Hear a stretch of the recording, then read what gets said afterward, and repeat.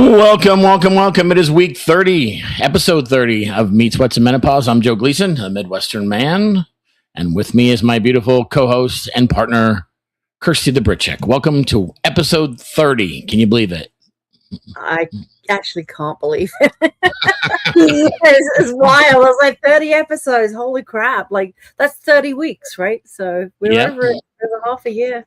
We have episodes where we are barely making it in the nick of time because of technical issues. We've got weeks where we may or may not have been on a drunken adventure in town in Mexico. We've had when we've had family in town. We've had and then today's new cortisol episode is picking kids up from work that have car challenges. So I made it here despite monsoons and all the other fun stuff. So here it is, week number 30.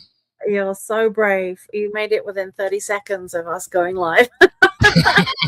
Yeah, right. I'm kidding you. I'm like, where are you? Am I going to have to do this like alone? And all of a sudden, it's like, I'm here. I'm like, oh, okay. Yeah.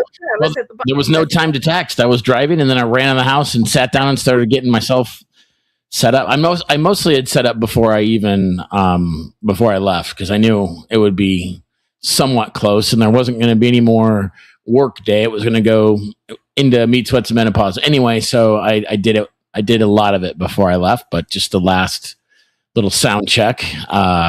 Anyway, so here we are.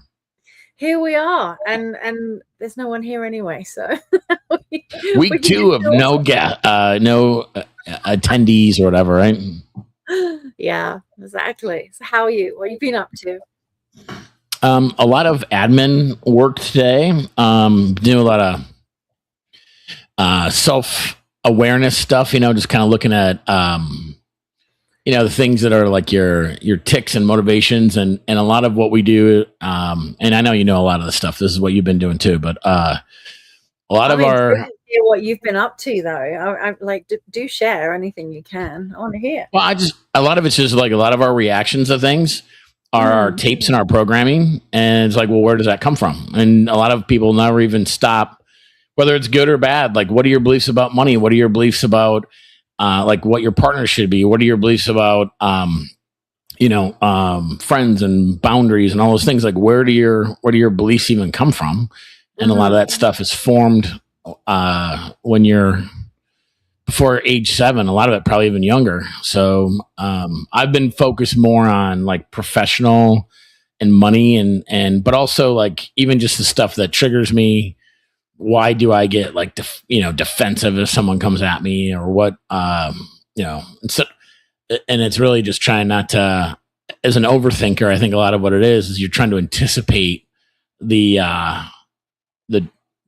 upset that you think and so you try to avoid making the other person, oh, they must be this, and so you jump to all the conclusions. Like, well, they're coming at me because I don't know. And then you're like, oh, well, then that means I can't talk fast enough because I got just and get out in front of this before it really escalates, kind of thing, So it's all that like squirrel, So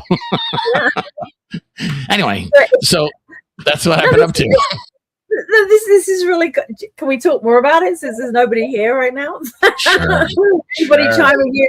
I was going to pick up. I mean, this is all normal. This is what it is being human, right? So it's just how often do we actually like stop and pause and take a look at things, because we're so in it all the time. Like our brains are racing, right, busy with life and jobs and kids and families and, all the things that we're interested in.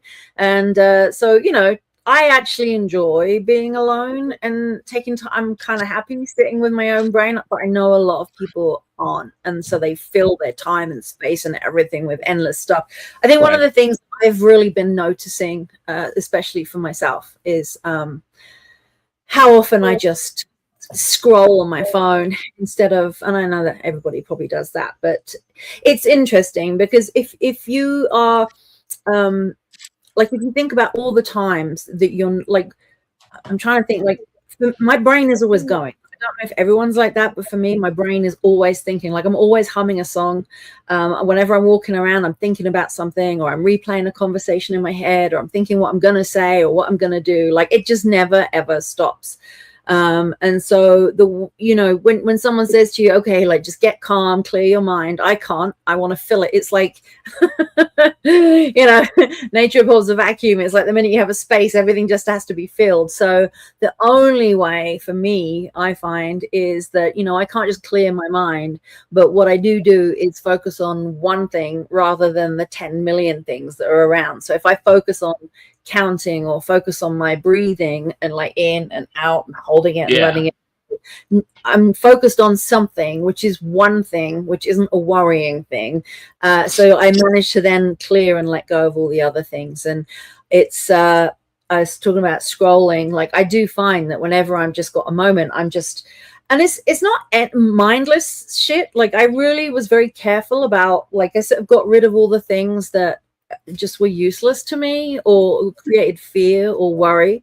I make sure that all the things that I follow either make me laugh hysterically or are things that I'm really interested in, interested in learning about. So I don't know. I just find like I'm always learning. I'm always wanting to do something.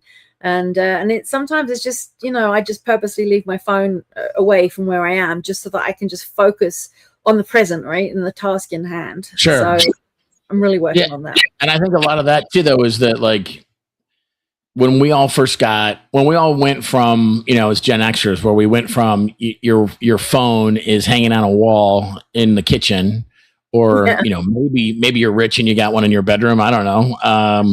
And then, cell phones came in, but cell phones used to just be like, answer the flip phone that you would just answer.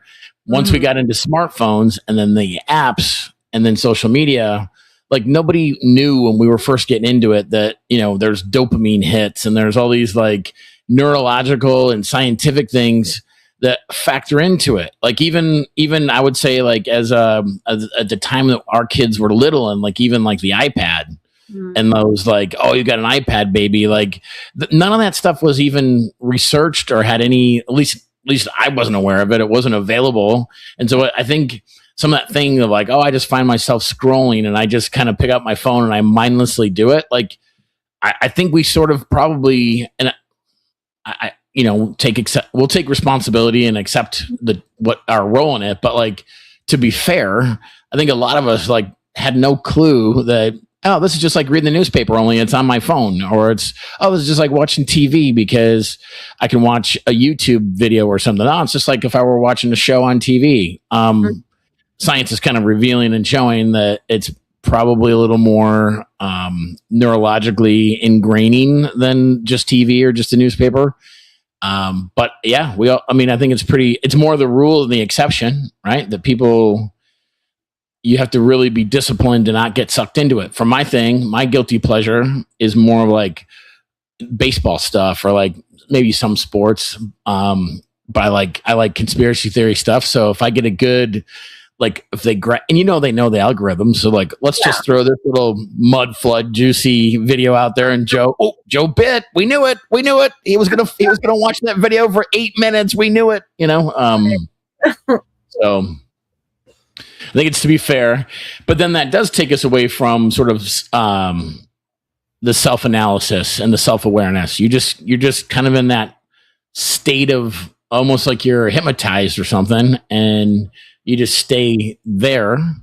And then I think the other thing that for me is early 50 something, like when my kids were little and constantly needed, like, hey, you go to work and you're focused on work, and then you come home and it's like dinner and time with the kids and, bath time and watch a show maybe with them or read them a book or, play a game, whatever it might be, go out and ride bikes, whatever it might be. It's like there wasn't really a time to sit and think of like, I wonder why I react to things this way, or why am I this way? Like there just wasn't time for that stuff. So I feel like it's like a convergence of all of this like perfect storm of like time and a little more experience to kind of give yourself a reason to explore it all. So here we are. Yeah. It's I just think it's hard for people to go inwards and really like contemplate things. You could argue, well, why do I need to do all of that? Why do I need to change? I am just enjoying being in the, doing what I'm doing. Great. if you're happy and at peace in every moment, and you're in the present and you're enjoying what you do, then absolutely, like that's the way. Right. But if you're not, and in the moment you're always worrying about something, or or stressing about something, or overthinking, or your nervous system is just like shot, you don't even realize that sometimes until you actually stop and slow down and realize like how badly addicted you are to all of these different things.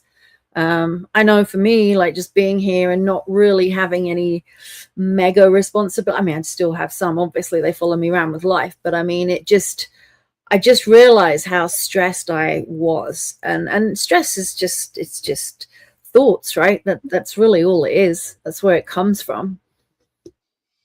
Yeah, I mean, it's either recalling things. It's not being in the present, right? Because it's either thinking of something from the past, or it's anticipating something from the future. Yeah. Neither of which you can do anything about in the ever present now. So if you stay in the now, then you're not going to be stressed about, oh, my car payment's due next week, or oh, I have to have this conversation with someone that I don't want to have, or when I was a kid, I used to get my butt kicked for, not making my bed or whatever it might be, right? Which wasn't the case. But as you know, I don't make my bed. I think it's a waste of time, but I digress. To each their own. that actually, like, that is interesting. You probably haven't seen it. I sent you a thing on Instagram today. I just find human behavior is so fascinating to me. I mean, it's what I do for a living, but I find it so fascinating, just watching what people do and so one of the things that I've just been recognizing lately is I really notice when people don't have manners, like please, thank you, would you mind, or that kind of stuff, and I'm like, I just assumed that that's something that everybody grows up with, and I know we all have our own version of it, and I know there's things like the biggest thing that I noticed, like when I came over to, Canada and America, North America, everybody eats with their dominant hand with a fork. They don't use a knife and fork. They just pick everything up with a fork. And in England, where I grew up, like that was so rude. You would never do that. You would always, have a knife and fork and cut things and what have you. And it's just so funny how what you grow up with, you think is normal. But what I sent to you was this, it's AI, but somebody's obviously created it. They want No, it must be real. Well, it's an account. It's a faceless account, but it's like of an older, very wealthy-looking, immaculate lady with grey hair who gives you all these lessons about, like what the really, ultra wealthy people do and what they take into consideration. Like Mrs. Doubtfire. No. She's not eloquent and lightly as she. Oh, come on. That was a great movie. It was really interesting to listen to because it made me think, I'm like, there was purpose behind this stuff, because it goes back to manners and the way you do things. And she was just giving you all these things about like how wealthy people behave and what they look out for. There's another one that I follow that's all about secret societies and, like fraternities and the mafia and things like that, where how they can tell if you're loyal and whether they're going to trust you or not and what they're going to do. I love looking at all this stuff. But it was just what she was saying and what this other guy was saying about all the dark stuff, about, whether you can be trusted or not. And it's all about like how you manage the little things, is when that's observed in you, it will show how you deal with the big things. So this is why things like manners are so important. Because if you have grace and if you have and I know this comes into dating and stuff too, if you go out on a date with someone and they're shitty to the waiter or the wait staff or whatever, like you sort of make a mental note, like that's a dick move, why would you do that? Or if they're like shitty to animals and things, you're like, I don't like that. Like these are defenseless people.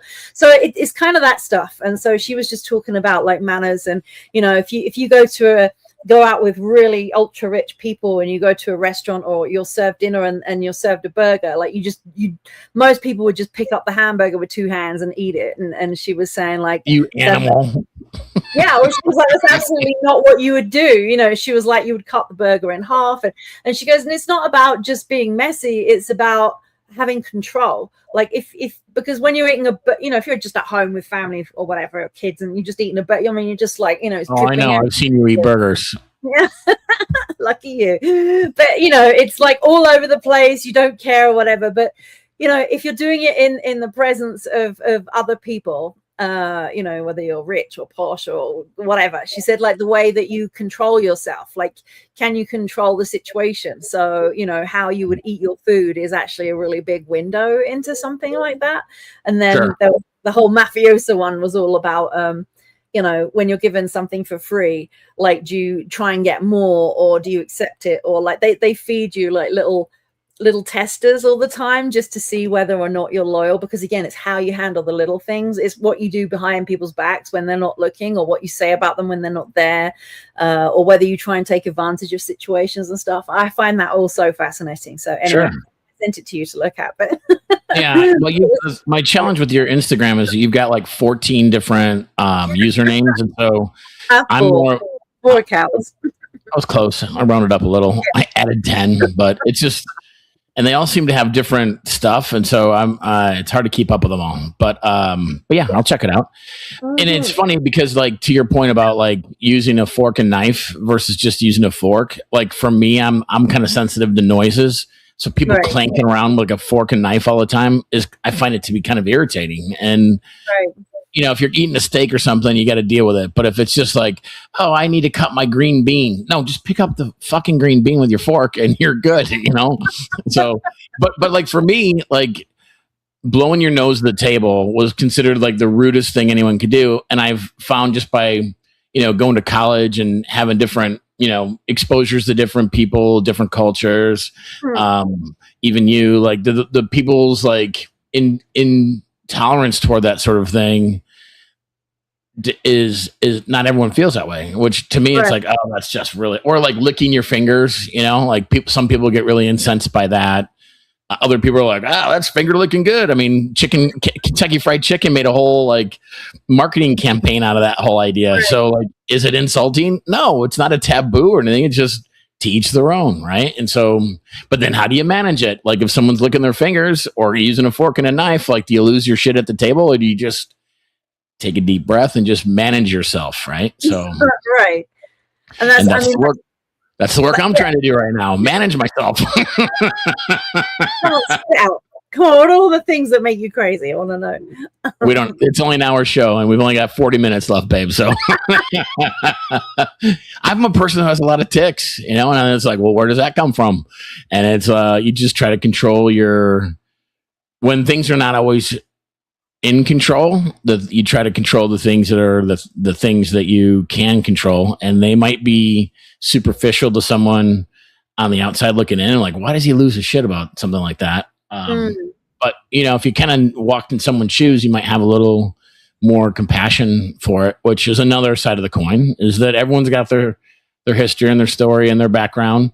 And for you, you, not you personally, but a person might have something that's like, oh, that's, they lick their fingers at the table, that's the end of the world, or they blew their nose. But it might have been rude to not lick your fingers at the table in some homes. I don't know. Like, so it's, I know it's a silly, stupid example, but there's examples for you, even with you and me, like, we laugh about it, is that I always feel like I have to finish every single thing on my plate, even though I feel sick or I'm stuffed. Like, I find it so hard to leave anything at all, because it's like, that's how I was raised. Like, you just got to eat it all. Starving kids in Ethiopia.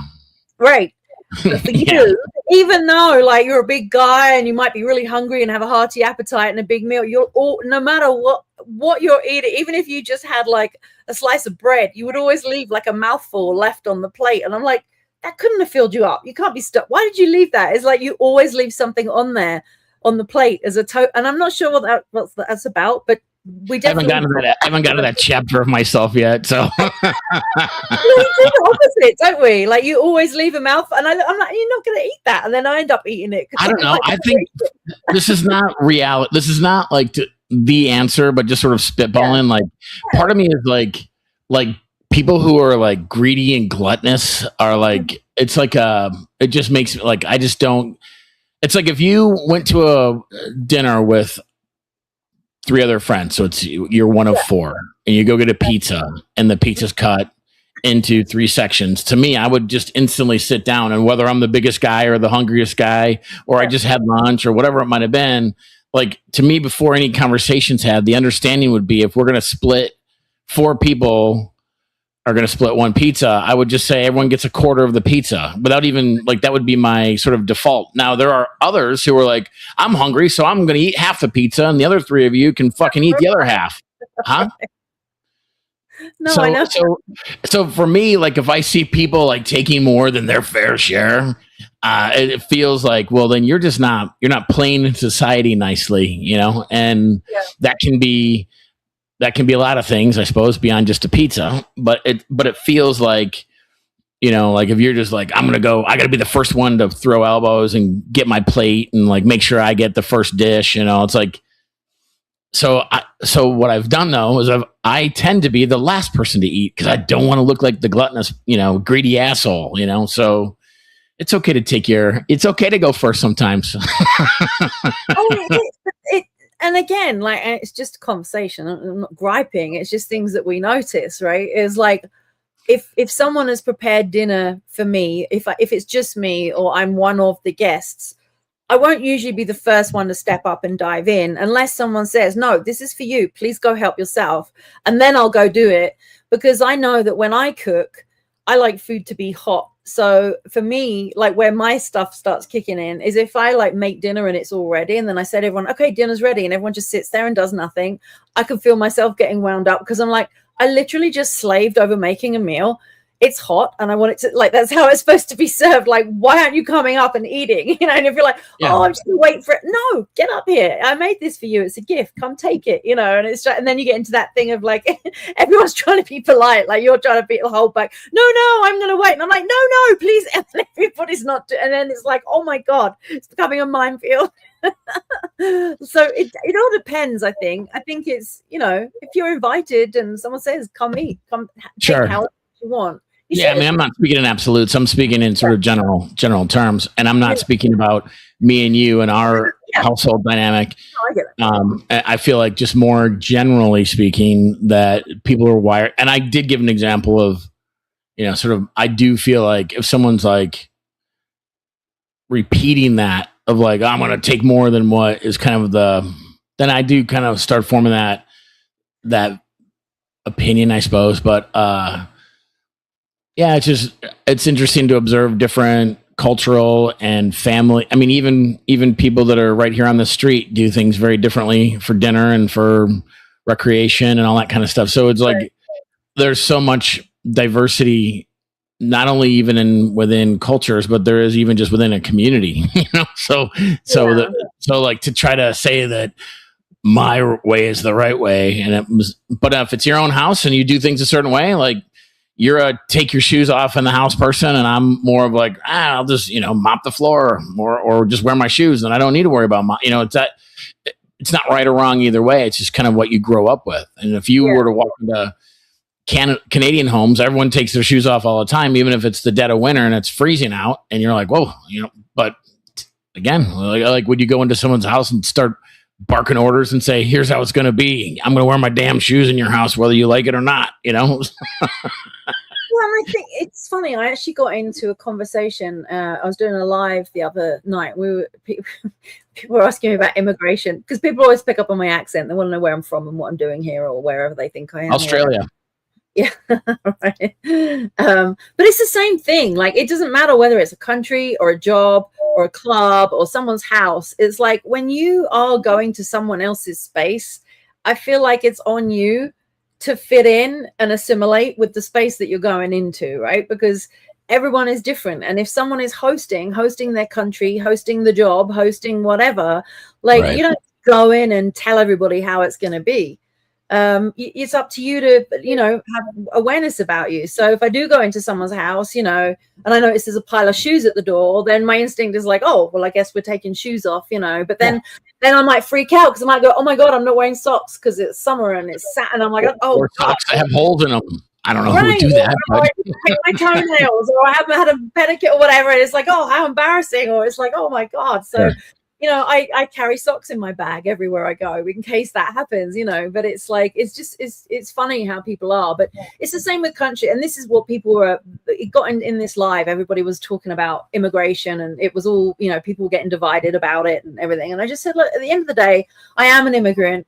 And I've lived in countries where immigration has gone rife, and that's why I left, for that very reason. And it's like, why did I choose to go to Canada or to, America or whatever? Because they hold the same values that I do. So it's easy to be around there. Why did I not move to Yemen? Well, as a woman, it's kind of, if I would have to walk around in a, black hijab and everything the whole time, and I wouldn't be able to do certain things. And I'm just like, that wouldn't work for my lifestyle. So rather than go there and complain about it and try and make everyone change for me, I just like, thanks, but no thanks. It's not where I choose to be. I want to go somewhere that has the same values. And so, people get up in arms about all of that. And it's just like, you need to respect the place that you're going to, whether it's the house, the company, your job. I mean, we'll give an example. We've been in Mexico. Everyone knows we go to Mexico quite a bit, and it always irritates me. And I'm not a person who hates on America. I love the United States. We have our problems and we have our areas where we could be better. Mm-hmm. But overall, I think we do a lot of things right. And a lot of people come here from around the world because there is an opportunity to start your own business and have a lot of freedoms that the rest of the world doesn't have. So that all said, so I'm not a bashing America type of person or the United States, but it really upsets me when we go to Mexico. We're in Mexico, and Americans are sitting there going like, "Oh, his English is bad," or "Oh, they didn't even like. How come they don't have change? They don't take dollars or something?" Like, you fucking idiot! Like, you're in Mexico, and you're the same person who bitches that they don't speak English in the United States, but you also expect them to speak English in their native country. Like, hypocrisy is, so it would be like someone, you must take your shoes off when you're in my house, but then they come into your house and like, I'm not taking my shoes off, or like, or not observing your, whatever, your habits or whatever. Like, it's like hypocrisy is where people in this, like, I would be respectful and say, "Oh, you want me to take my shoes off? Sure. Yeah. It's your house, your rules, Yeah. And if I think where I get lost on people is when they hold themselves to a different standard than what they expect of others. And it's like, just, it's good for thee, but not for me. Right. So, yeah, which is why a lot of people are upset with politicians. They can do shit, but they just don't. Hey, I don't want to put a flat camera in front of my house, but you can have one in front of yours. Right? Yeah. Or everybody must take in refugees, but just not my area in this house. Like, yeah, those were funny back when all those refugees were coming in. They're like, "Oh, you believe in taking in refugees?" "Oh, of course. I 100% support that." Then they opened the van door like, "Hey, come on over, guys. Yeah. They're going to put you up." No, I didn't mean me. Yeah. It's ridiculous. It really is. It's just funny. I just find it funny that people just don't see it. Like, what don't, I don't know. Maybe that's just because I'm an overthinker. I'm always thinking about, like, how must somebody else feel, Or like, if I was it's very, especially when I want to make a stand on anything, I really kind of like have to think 3 steps ahead really quickly, because I'm like, hang on a minute, am I going to say anything that's going to land me in the shit where someone's going to go, "No, but you don't do that," and so I have to kind of like really think about that. I'm just quite conscious of it because it just makes me laugh when people do that. Yeah, and we're all guilty of all of the, it's kind of we can all be guilty of it and not always remember every little layer to the onion. But if it's like a recurring theme that you hold other people to a standard that you don't hold yourself to, that's hypocritical. And I think, well, anyway, teach their own, but that's part of what we navigate and what we tolerate. And when you start, like, at the end of it, you just have to look at what you can control, which is yourself. You can't control anyone else. So then you get to decide whether you want to continue to be around people that may repeatedly trigger you or upset you, it's like going back into a bad relationship. Oh, you break up, then get back together. You break up, you get back together. Well, what did you think was going to happen? You know, like, oh, they Right. suddenly changed, you know? Well, and that's the thing. I mean, I think tolerance is actually a really good word, because I think, it's a really good gauge of how, what your boundaries are and how willing you are to engage in things, and what you're willing to tolerate, whether it's your own shit. Like, I mean, that's the thing. Like, when you're trying to make a change in your life, you realize that you got patterns, they're not working in the way that you want them to, whatever that is, whether it's your health or the way you spend your money or the types of people you get involved with or whatever. And you're like, I got to change this. And you try and make a change. And it's so hard because, the one thing you're trying to do is fighting against the amount of times that you've never done that before in your entire life. So the older you get, the harder it is, because you have so many examples of when you did do this thing and now you're trying to not do it. So it's like, the minute that you try and focus on what it is you want, up pops like 50 million reasons as to why you shouldn't do it. So then you're just having to fight that, right? Because that's your willpower of like, oh my God, am I willing to shut down these voices and these things, and these examples that I've been in, and having the tolerance to realize that, it's going to feel like shit for a little while. Like, it's going to be rough. The first thing is to acknowledge it, like, because it's easy to get into patterns, right? Like if someone's like a snacker and they're like, they just never noticed it. They just go, like some people are like, I have to have dessert after every meal. And they're like, hey, I'm trying to lose weight. But then after every meal, they got to go get a dish of ice cream or a slice of pie. Because that's, in my culture, we have dessert after a meal. Well, I'm trying to lose weight. Well, nope, you're eating this pie whether you want it or not. It's like, and I'm saying like you like within yourself. I'm not even saying being at your own house. So like there's people that are, they have to have a drink. Like I got to drink a glass of wine with every meal or whatever the vice or the habit. If you're not even aware of it or why you do it in the first place, then there's no way in hell you're gonna ever really make any long-term changes, because you have to have the awareness and then be clear on why you want to make the pivot. And some people ultimately don't want to. They, you know what? I like smoking. I'm just going to keep smoking. And if it kills me, it kills me. Like, I mean, how many people that try to, once they're really like addicted smokers, like it's hard to quit. Like, or so I hear you. I mean, you can speak to that better than me. You had a little patch of smoking. Is that, do I know that? Do I remember that correctly or no? Yeah, when I was like in my 20s, but again, it was like I've never had an issue quitting anything, like smoking, drinking, partying, spending, like all of those things. I'm just like, I'm just going to stop doing it. Just never bothered me. The one thing I struggle with is eating and waking and exercising, because exercising when I was playing sport all the time, like for me, exercising is mental. Like I want to be mentally engaged in a game. Like that's what I'm doing. And then if I'm engaged in that, I'm not thinking about how hard I'm working or how exhausted I am, because I just want to win. So I'm very competitive. So for me, just going to the gym and standing there doing reps is like, kill me now. This is so boring. Like there is nothing interesting. Like I just don't want to do any of that. I'd rather play sport. The problem is I got injuries, which is why I quit sport in the first place. So nothing's really fun anymore, doing that. And then the other side of things is like eating.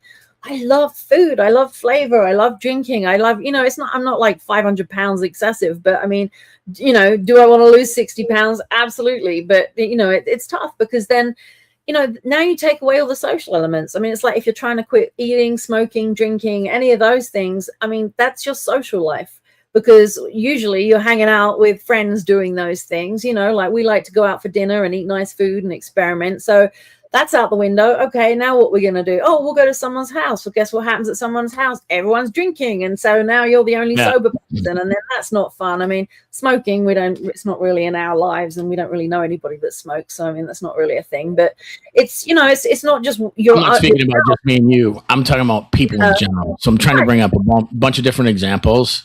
Because it's not this. I'm not throwing you under the bus or me. I'm just saying in general, if some people you find quitting drinking or smoking to be easy and not a challenge, there's other people that have tried quitting smoking 100 times and they can't do it because they just love it. I mean, I've taken some puffs off of cigarettes when I was in college, but I don't even think I've ever even had a whole cigarette ever. So for me, it was never something that I was interested in. I didn't really draw me in, but I like to have drinks. And so for me, like the idea of like, oh, I never am gonna go. I'm not gonna have a glass of wine at dinner, or I'm not gonna, have beers with the guys or whatever. Like that whole idea does create some like discomfort because I really enjoy it. So if someone came to me and said, for these reasons, you have to stop, I would find that to be difficult. Maybe other people, it's food. For me, I'm not as much of a foodie as other people. So like, I like kind of, if I had like the same core 10 things, I probably would be okay more than somebody who needs to go out and have the whole dining experience where they sit at which cool, teach their own, but it's the value and the importance that you put on these things. Right, and it's you make it mean as well, because it's every addiction is the same. It's a trigger, right? When you get, you were saying earlier, like when you get triggered about something, it's not just like what am I doing and why. It's like what am I making it mean. So sure. If I ask someone, hey, you want to go for lunch, and they go, if I say you want to go for lunch tomorrow, and they're just like, no, I can't. Someone who's very, very sensitive and has a story in their head of like nobody likes me and nobody, I'm not a good person. Them saying no is like, oh my god, it must be because they don't like me, and they're freaking out going down that path, right? Whereas I'm just like, oh, okay, what about Saturday, or do you want to drink? Like, I just don't even give it a thought. Well, then add in more layers to it. Like, you want to go to lunch? Like, what do you mean by that? Like, you want to go on a date lunch, or is this like, oh, we're just two friends hanging out? Like, there could be those layers too. Like, the other person might be like, oh, finally, I've had a crush on Kirsty all these years, and she finally asked me out for a date, and you're like, no, I just wanted to go to lunch. Like, in terms of like, what are you, when you're doing something, what are you making it mean? So when you get rejected, or someone says no, or someone, I don't know, you could be in sales and you make you have a great conversation with someone and you go to make the offer at the end and they just go no, and there's a million reasons why they're saying no, as in sales, but if you take it as like, oh my god, I'm terrible, I did an awful job, and it's like, you're not going to get up tomorrow and want to jump on the phone and talk to anybody ever again, because that's your thing. It's what you make. I don't mind if people tell me no. For me personally, like, I'm fine with a no in sales. What I don't like is when people say, yeah, let's move forward, and then they change their mind for like no reason. It's like, oh, it's not like, oh my god, I thought I was going to do this, but it's just like, no, I just changed it. Like those are the tougher ones, because I'd rather just like, let's not be wishy-washy. Let's just pick a lane here. So for sure. Yeah. But just to finish off my point is that, when you are making things mean something, that's like where the issue is, because when you are addicted to something, it's like, what is the gap that it's filling? Is it really that you're just so hungry that you can't stop eating? Is it really that you just love the flavor of alcohol so much that you can't stop drinking? Like, what are you making it mean? And usually, like, I know for me, when I'm really bored, I eat. And why is that? It's because like the deeper meaning underneath it is I want to feel fulfilled. I want to feel full up. So if I don't feel fulfilled in my life, I will mindlessly eat to fill up. It's a weird thing, like to fill myself up so I can feel kind of whole and satisfied, like it's a really weird thing.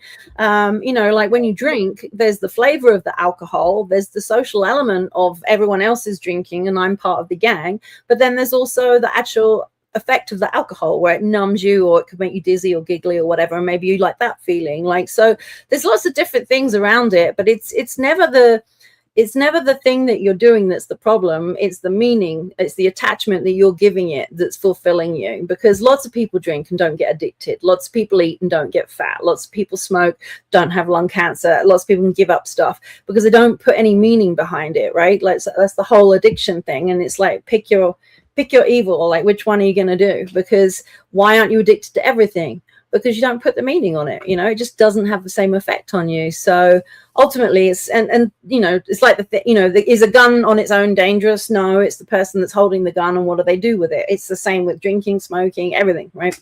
So it's never about the thing, it's how you use it, and behind that is the meaning that you put on it. What is this giving me that I feel that I can't generate myself? And so that's where I've learned, because when I'm busy or I'm stressed, I just don't eat. I just don't even think about it. But that's because I'm occupied and I'm running around and I feel fulfilled. I'm in the moment, I'm in the present, I'm running around, I'm busy. I don't even think about food. I'll go for days without eating if I'm busy and but yeah, boredom for me is a killer. It's dreadful. So and I was raised just to even just to have like differences in how it is. Like when I was a kid, if I ever said, I think I said I was bored twice. The first time was like, all right, we're gonna. There was the thing was you got put to work. It was like a punishment if you said you were. Oh, well, there's always something to do. If you're bored, let's go get to work on those dishes out there in the sink, or let's go. And my grandpa was the one that really was the big thinker on. So you say you're bored. Oh, cool. We're gonna go out by the corn crib and we're gonna grab every rock. We're gonna put it in the wheelbarrow and then we're gonna take it over here and dump it out. And it was like, okay, I'm not gonna say I'm bored because that leads to unfun stuff. So, right. So, yeah. Even when I hear like when you say, oh, it's because I'm bored, I'm like, I get the cringies. Like, no, you don't. There's like 8 loads of laundry that need to get done, Kirsty. Right? Yeah. Well, it's funny now because I don't. When it's weird actually. Now you say that, I'm never bored. Like I was an only child and didn't have a lot of attention, so I was always bored as a kid. But that's what made me very creative because I was always trying to make stuff or write stories or design things like that. I just turned into this creative genius. It was like I was like a machine, and so now it's not that I don't have anything to do. I've always got a million things to do. There's not enough time. The way I see it right now is I never have enough time to do all the things that I want to do. So I'm never, ever bored. But I hate doing things that I find boring. Like, you know this. Like, we both do this. Procrastinate like hell, when it comes to doing admin or sending out an email. Or it's like, oh, God, like, I don't want to do any of this. And so that, for me, is when I'm like, I can feel myself stalling. I'm like paddling in water, just going, I don't want to do this. I don't want to do this. And I just, that for me, I'm busy, but it's a boring task that has no fulfillment for me whatsoever. It's not exciting or inspiring. That's what I meant by that. So yeah. Sure. Yeah. Understood. But when you said bored, so we're talking about things that give people meaning and then what our story is and the whole like Robert Cialdini click word, that whole thing of like when people say a word or something happens, like they're not consciously choosing. Like I did not consciously choose to remember having to go pick up all the rocks and I'm not talking about like, oh, there's just 10 little rocks. You'll be done in 2 minutes. Yeah. We spent like a week getting all of the rocks out of off the side of the corn crib. I don't even know what the point of it was. I don't know what I don't even remember what it ended up being the reason, but I just remember the job. And so my point isn't even what you said directly or that I even had to do. It's the meaning that we were given. You've got a story that that you just said it is why I'm following up on it is that I just never have time and this is a recurring like the rabbit in Alice in Wonderland. I'm late. I'm very, very late. Like that really is a thing. And that's not so much in my day-to-day behaviors. So I can notice it more in you than if it were something I did. But studying this David Bayer stuff, like that is a story that you tell yourself. And so when you say, I don't have time, guess what? The universe is like the genie in the bottle that says your wish is my command. So I don't have any time. Okay. No time for Kirsty then. We're just going to create all these situations. If you pivot it and say, I got a lot of time to get this done. You know what? Every time I've ever had a really important task that needed to get done, I've always gotten it done, or I've found help to have other people, other resources to help me get it done. And so the truth is you have always gotten the important stuff done. You've got 2 grown children. If you never could get anything done, you never would have been able to raise them. You had a whole career. You've got multiple careers. You've got all the responsibilities you've always met. So you do have time. So so it's the stories we tell ourselves, right? Like one of the things that I've been trying to pivot is like, oh, I'm just a night owl. Well, do I have to be, or is that a choice that I'm making? So it's like how the self-talk of like, I'm a night owl or I'm not handy. Well, it's going to take a lot more work to learn how to be handy, but who's to say I can't be handy? Right? Like, yeah. Interesting. Exactly. Brandon's here. Hello, Brandon. Hello. It's been a quiet night here on Meat Sweats and Menopause, and so we're just spinning some yarn. So, how are you guys doing? We will find out. Yes. Right. I want to know if everybody, the picture that we had posting about tonight, did everybody know about that we were supposed to lose 7 seconds of gravity this morning? So that is a funny like, so it's like how much of the internet is real? I don't know, but one thing I wasn't really falling for was the whole gravity going away thing. I never thought for one moment really that I'd have to like time myself down at 8:30 a.m. in case things go sideways. I'm like the dude in the movie Twister, like when the tornado goes over and he has to grab his own belt and tie himself down, like just so he doesn't blow away in the tornado. That's what I was never considering having to do that with the loss of gravity. Right. How do you measure gravity in time? I am not a scientist, nor do I play one on TV. So help me out here. First of all, is this a joke or is this a serious question? Right. It could be anything. No, this was a thing though. It was like because do you not remember seeing that about 6 months ago? Of course I do. Yeah. Yep. It was all over the internet and everybody was like freaking out and it's just like, oh my God. Yes. That's the whole conversation about gravity.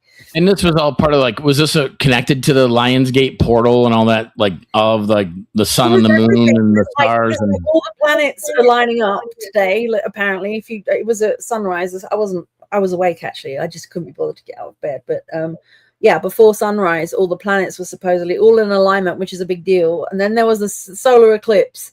And then there was supposed to be this gravity thing. And then there was the Lionsgate portal a few days ago. It's just like all these things are all happening at the same time. So there's a meteor shower supposedly coming through here tonight too. So right. Yeah, you're actually right. Yeah. Joey was telling about that. Unfortunately, it's very overcast and rainy here. So I don't think we'll be able to see that. But you guys have had quite a bit of that too, right? So TARDIS, gravity is not a time measured quantity, right? Quantity, yeah. There's a lineup for donuts. I only know the TARDIS from Doctor Who. Is that what you're talking about, Brenda? You know Doctor Who, Joe? Was that over here? I am familiar with it. I never got into it, and there's been like a remake of it. Like there was like a Doctor Who from the 60s or 70s, right? And then they redid it like maybe 15 years ago. So I think I would dig it because it's kind of into all that stuff, right? Like time travel. My claim to fame, I've actually been in the TARDIS. To be in what? I've been in the TARDIS at the BBC studios. Oh. Yeah, the BBC used to be one of my dad's clients, and he took me to work with him one day, and we went there, and they took me around the studios, and I went in the TARDIS, in the blue TARDIS. It was when who was the actor? Brendan will know. Who was the actor Tom Baker? That was his name. He had the curly hair and the big scarf. That was from years back, right? Oh, I did. So is one of the Doctor Who, is that like the British version, and then the other one's the American version or something? I know nothing about this. I can speak to The Office slightly, but Doctor Who is not my wheelhouse. So, but I'll need to go check it out so I can be aware and familiar with the TARDIS, so that I can be impressed with Kirsty's story. So yeah, he's saying, what does TARDIS stand for? It does stand. Time and radial distance is superfluous. It's something like that. This time is in there, isn't it? Time. Truly a ridiculous, dumb, idiotic subject. Hey, this is all off the top of my head. I'm freestyling here. Oh, okay. Now it's all making sense. Okay. Because we were talking about gravity, time and relative dimension in space. There we go. TARDIS. Yeah. I was waiting for you to answer that, Kirsty, because I didn't want to, since you've been in the TARDIS and all, I didn't want to give away the real answer. Yeah, I think I was about 5 or 6 at the time. That is pretty cool. Like, especially when you're, when sort of the magic of television in that era, like now it's not the same, right? Like if I would have actually gotten to sit in the General Lee from Dukes of Hazzard, I would have been like, this is really cool. Like, because I was really into that stuff back then, you know? Yeah. Let's see if I can find a picture of it. Where are we? 1970. Yeah, it's cool. I'll have to go check it out. And I'll go watch the original first. It's got to be streamable somewhere, I would imagine. So right, it's really bad. And to think that I was terrified of it. I used to hide behind the couch when the Daleks came out because they used to scare me. Exterminate. It's like the Borg in Star Trek, right? Right. It's futile. We got a lot of Borgs around here. Hey, Robert, how you doing, buddy? Yeah, man. How is it? Nice and cool up there? You enjoying the break from the heat? Yeah. Flagstaff. Oh, right. That's where he is. Okay. Robert sent me a picture the other day. It's like 70 degrees. So what would that be? Like 5? Is that right? That seems too low. What would 70 degrees would be? Oh, no, 20. It'd be like 20, right? Yeah. Yeah. 25. Yeah, so chilly, and it's been like super toasty down here. With the monsoons coming in tonight, it's a little cooler, but it's been 110 to 115, finally cooling off. So Robert saw him over the weekend, and on Sunday, and was like, he's like, I want to be in Flagstaff. I'm like, good for you. Go get a chicken pot pie at that brewery place. It's amazing. You'll love it. What else? Well, we were talking about shows. Well, you were going to show a picture of it. I know. I'm just finding it now. I'm trying to put it into the thing here. Hopefully, it don't disappear. Am I still here? Am I still online? Yeah, I see you. Okay, it's here. Hang on. I'm just pulling it up. Where's my TARDIS? Yeah. Yep. So is that one of your?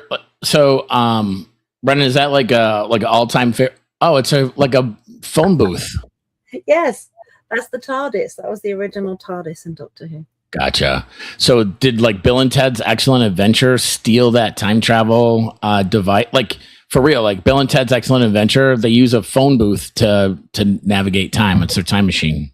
Yeah, I don't know. But that was it. You'd go in the phone booth, and then inside it was like enormous. It was a whole spaceship. It was mad, but yeah, I went in there, and that's kind of like those Murphy walls, or those, right? Like with those secret rooms, you're like, oh, you think you're just gonna, like, it's like this whole space, right? I totally want one. I know. I want a hidden room. I want a whole, like, that would be cool as hell. Oh, totally! I would absolutely love that. So I went to so I had an incentive trip that I won back in like 2008 or somewhere in there, and we went to Lake Tahoe, and there's my kids called it, they were little, they called it Lake Taco, which is pretty funny. But there was one of the excursions that we all did as a group, I think it was called the Thunderbird Lodge. And it was some rich like tycoon, you know, from back in the day, probably the 40s or 50s, had this place built. And it was like this little castle, kind of like really mansion castle kind of thing. Mm-hmm. And it was up on this cliff overlooking the lake. But he had built a secret passage down into a boathouse, and this like secret, like it looked like a boathouse from the outside, and it did have a boat in it, but there was this whole like building behind it, like this whole space. And they were like, yeah, when this guy would get tired of having, like, if he just would have people over and he just got tired of them, he'd just go through the escape path and go down and like just disappear down to his little secret man cave. And I'm like, this is brilliant. This is what everyone needs, one of these things, right? My own Thunderbird Lodge TARDIS space. So yeah, I would love that. I could just go and hide. Oh, Robert's gonna go get a lap dance. All right, bro. Like you do. Tell him I say hi. Oh man, can you do that sort of thing up in Flagstaff? I didn't even realize those opportunities were available. Well, it's not Vegas. It's probably. He's just kidding. It's probably a lot lizard. Oh, girl. We should do favorite terms next week. Let's do like favorite names for things, you know? Like lot lizard is right up there with I just love how funny that is to me. Just the idea of a lot lizard. And then just the work. Like just then you think about the work, like just bouncing from one cab to the next, you know.